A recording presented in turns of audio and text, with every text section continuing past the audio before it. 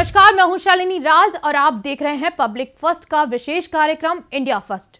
आतंकी संगठन हमास का नाम इस समय पूरी दुनिया में फैल गया है। लगातार चल रहे इजराइल हमास युद्ध के बीच इजरायली पीएम बेंजामिन नेतन्याहू ने बुधवार को एक बयान देते हुए हमास के लड़ाकों को खत्म करने की बात कही है। उन्होंने कहा, फिलिस्तीन आतंकवादी समूह के सभी आतंकियों का मरना तय है।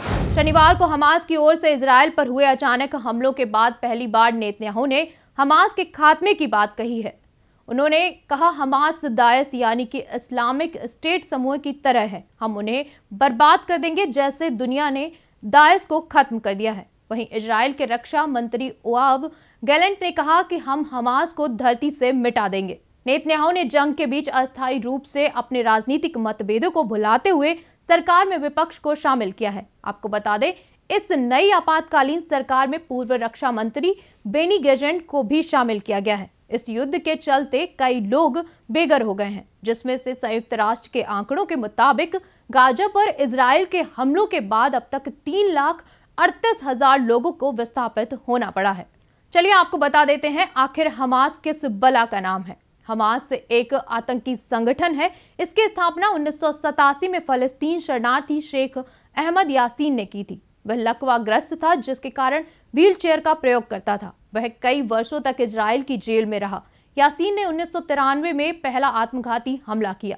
हालांकि इजरायली सेना की कार्रवाई में वह 2004 में मारा गया। इसके बाद खालिद मशाल नेता बना।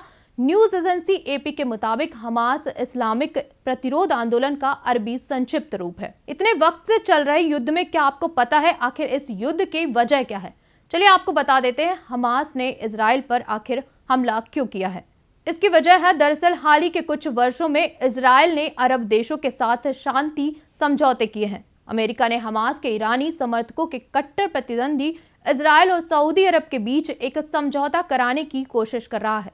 इसके अलावा इजराइल की सरकार फलस्तीन के विरोध के बावजूद वेस्ट बैंक में इजरायली बस्तियों को पक्का करने का काम कर रही है।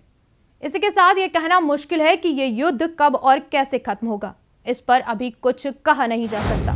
इस कड़ी में फिलहाल इतना ही। आगे की खबर जानने के लिए देखते रहिए पब्लिक फर्स्ट।